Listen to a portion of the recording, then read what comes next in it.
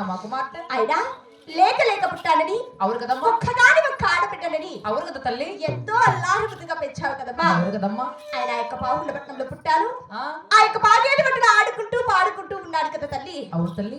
ఆయన ఎన్నడేటని లేనిది నా మనప్పుడు ఒక్క చిన్ని కోరిక కలిగిందమ్మా చెల్లి. నీ మనసు వచ్చింది కోరిక? అవునమ్మా. అది ఏమిటి తల్లి? ఆ ఒక్క కోరిక తెలిపినచ్చో నీకు ఎలాంటి కోపం లేకదమ్మా. నాకు ఎలాంటి కోపం లేదు తల్లి.